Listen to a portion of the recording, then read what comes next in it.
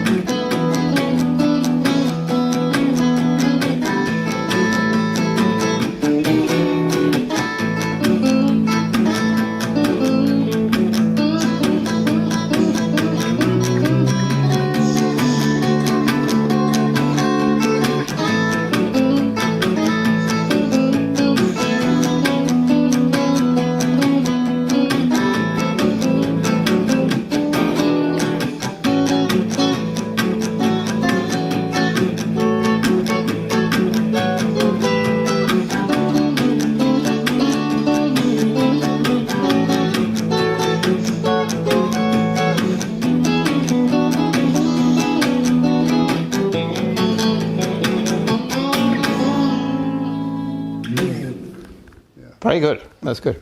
Hi everyone, John here, and welcome along to another lesson. This is Jim. I think you remember Jim from our last video we did. And Jim and I get together and have a little jam. And Jim's really good because we were having a little jam the other day and he was playing some double stop stuff as he was doing there. And I thought, oh, that would be really good for a video, so we thought we'd do a lesson on that. So that was great what you were doing there, Jim. What were you thinking when you were doing that? Because you were moving around a lot, and it didn't kind of seem like the pentatonic scale that that we're all used to. I'm not thinking the pentatonic scale there.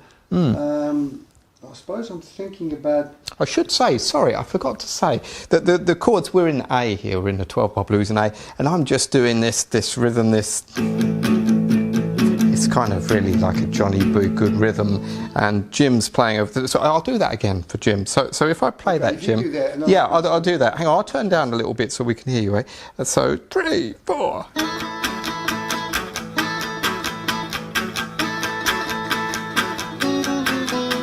That's great. So now John's on the A chord. So the A chord, the top two strings of the A chord are these two. So that's all I'm doing is just playing the top two strings of that chord. And then when we go to the D, let me go to the D. I'll go to the D. We're going to go to the D. So to join the A to the D, I'm cueing it in, so which is over the A7 to take you to the D. So there's your D chord. So you can muck around there all day as long as you've got that shape. And then it comes back to the A. But instead of just doing that all the time, I went...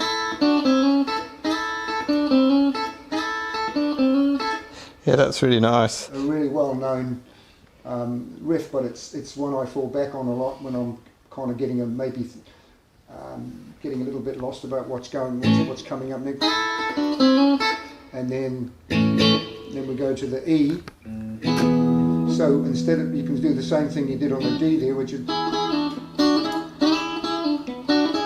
and then back to the A. So all I've done is done the same thing I did in the beginning. So 1, 2, 3, 4.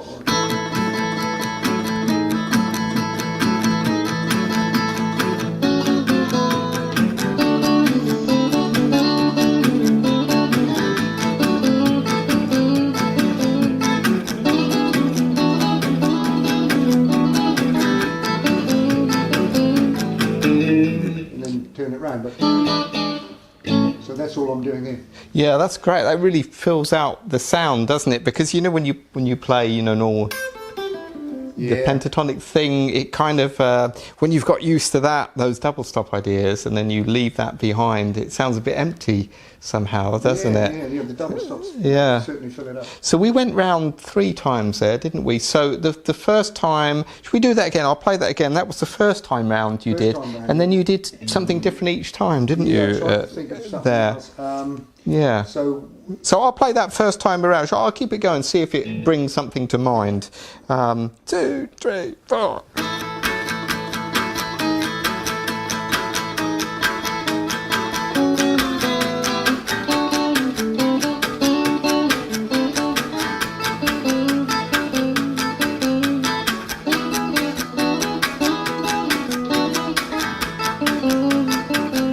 I'll keep going.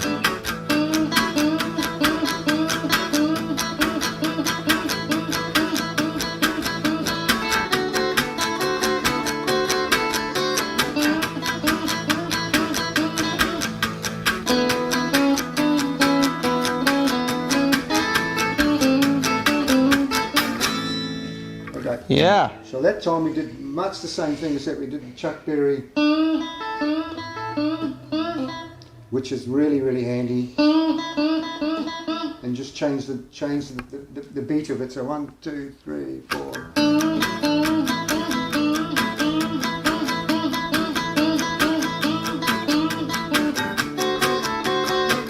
Okay, stop there, John. Okay. So when we go to the A, we'll go to the D. We're actually playing. That would be your D7. So we're just playing those top 2 strings. So we're going.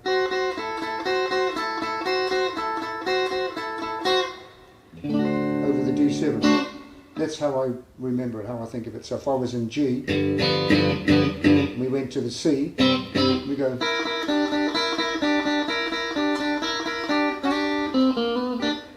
And if you're in G, so if you're in A,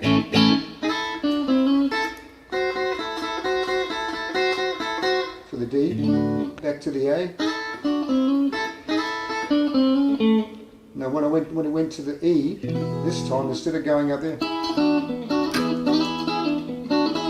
I went down here to this E. Okay.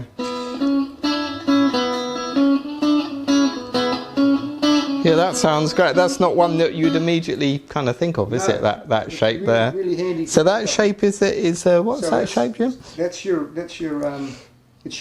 E chord. Mm-hmm.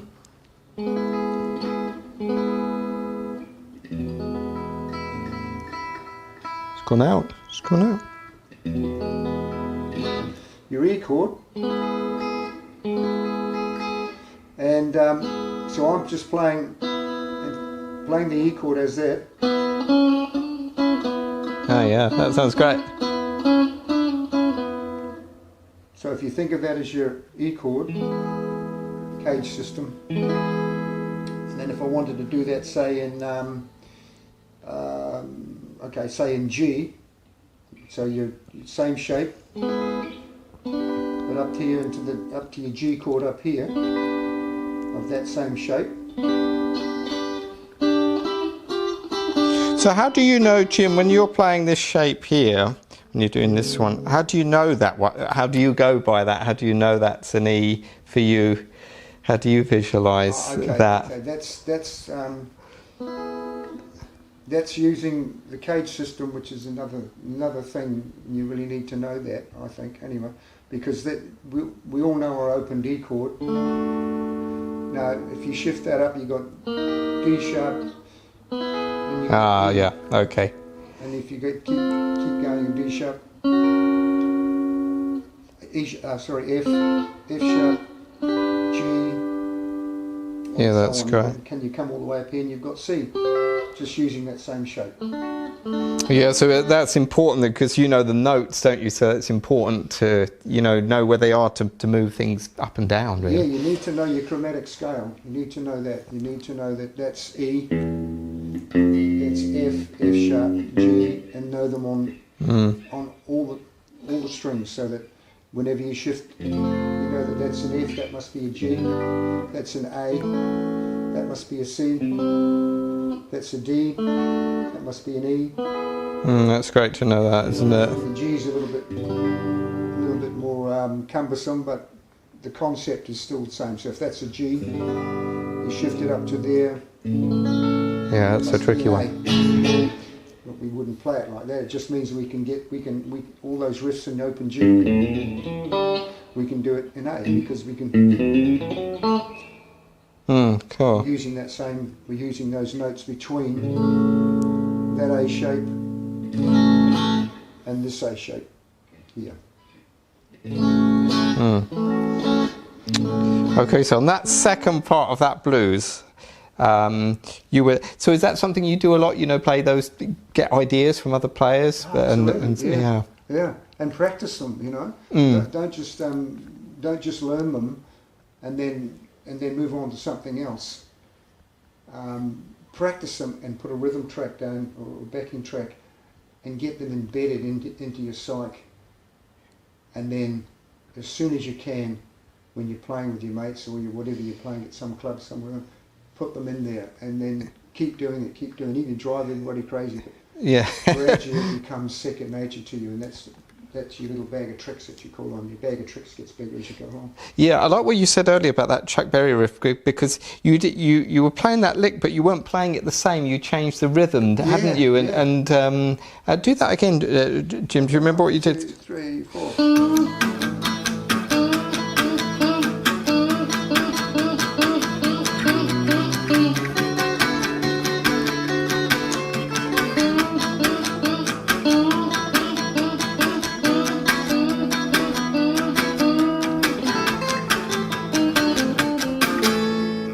Yeah, that sounded great. Yeah, I could hear that influence, but it didn't sound exactly like Chuck Berry, did it? You know, it sounded a bit really different because you changed. Yeah, that sounds really good. I mean, it's probably been overdone so much, but it's really handy because it sounds like rock and roll. Yeah, it does, doesn't it? It sounds great. And on the third time when we were playing, shall I play again? And you did something up the neck there with some chord type ideas, didn't you? There. Oh yeah. Yeah. So hang on. 1, 2, 3, 4.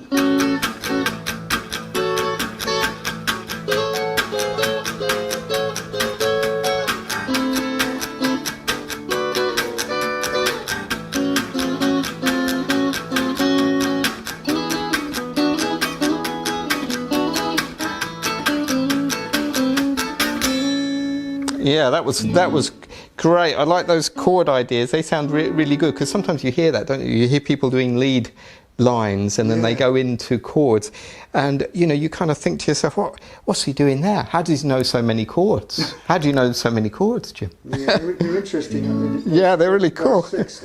Yeah, there's 6, are they? Okay. Yeah, I guess how would you explain those, John? I think that's what they've got. They've got a root third and the 6th note from the major scale, haven't they? I think so. We're in A, right? So it would be an F sharp. Yeah. That one there is your F sharp there. Sorry if you can see me on my camera there. So you've got A, F sharp, and C. So you're playing those ones. So if I'm playing an A there, how do you know so many ways to play that chord? Because if I'm doing this, Jim.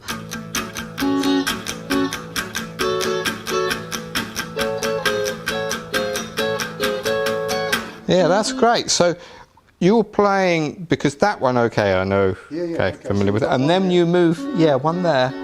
Right. Now you've got another one here. Okay. There's your A note there. Okay, right.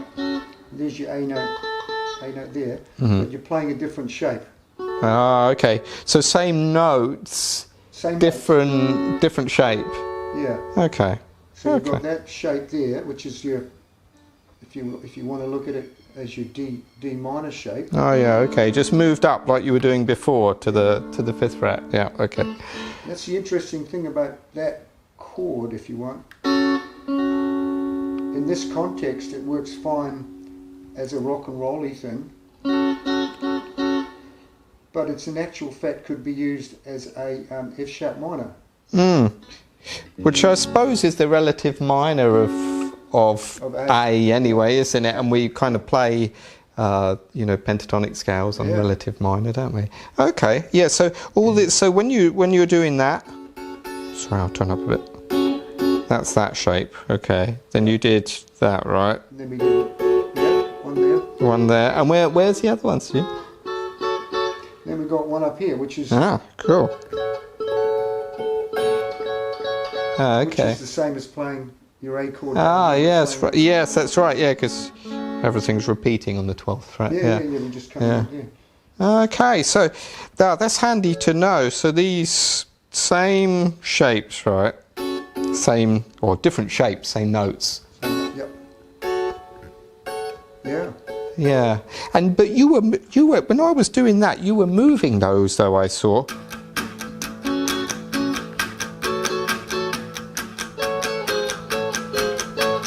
You're going to D.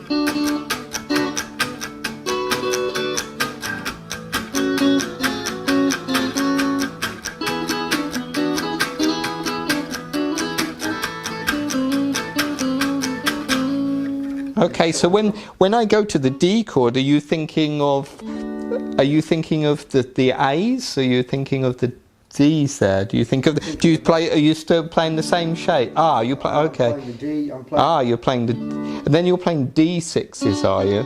Yeah, I'm playing. Yeah, I see. Here, over that I chord. see. Yeah. And then I'm thinking, where's the other D up here? Oh, there's the other D. Right. So now I need to play that shape again. Yeah. Which I was playing over that A chord, E shape, and I'm playing that shape there. So now I've gone to the D, so I'm D chord, E shape, and I'm playing that one in that shape. And then if I wanted to, I could come up to this D chord up here. But now I'm going to play that shape. Okay. Yeah. So it's idea to play around with them and just find out where they are, because we're just using the top three strings. There are others, and when you're coming back down the strings, you've got other ones. Idea is play around with the ones on the top strings first. So you can think of it as your D minor shape. But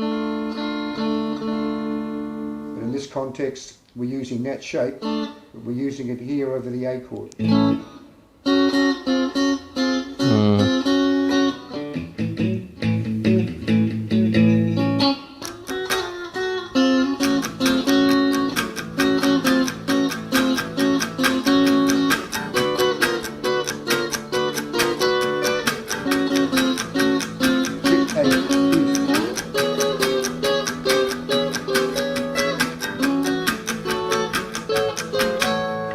Oh, nice. Okay. Does that make that clear? Yeah. So when you're moving those shapes there, you're keeping in mind kind of where those A notes are. So if you're an A, and then when you go to the D chord, you're thinking of there's the D note. Is that right?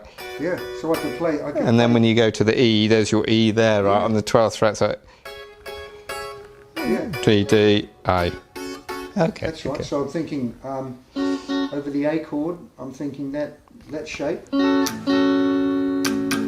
I can also play this shape all over the A chord.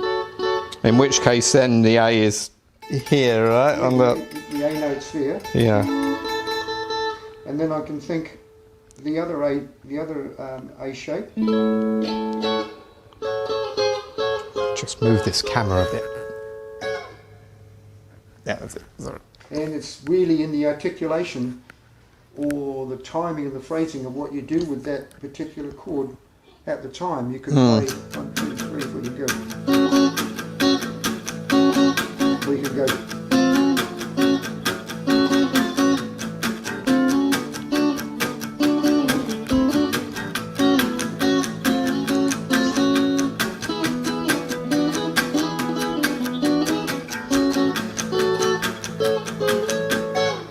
Yeah, that's great. Well, that's really good. And it really sounds cool, doesn't it? Like you're doing a lot, and when you watch someone doing that, you think, gosh, what are they doing up here? Because especially for years, I knew that. I knew the pentatonic scale, but you know, I'd see people like you doing that kind of stuff, and I used to think, wow, what are they doing, and how do they know so many chords up and down the neck? So it's a combination of kind of knowing where your notes are, and you know, learning from other players. Would you say? Yeah. So how did you learn that? Well, it's really, you know, the sad thing is there's no shortcuts. If you want to get better, you just got to keep searching and playing and practicing and finding out what it is that interests you and inspires you, and learning that stuff and breaking through the barriers, because there are times when you just don't want to do it anymore. You're sick and tired of it, and you're not seem to be getting anywhere. But if you keep going, you will. Yeah, no, that's great advice. Thanks, Jim. That was really good. Well, shall we do? We'll play you out. We'll do one more, and you do that, or I'll go around 3 times, and here we go. So see if you can get some ideas. Thanks for watching this, and we'll see you in the next video. So 2, 3, 4.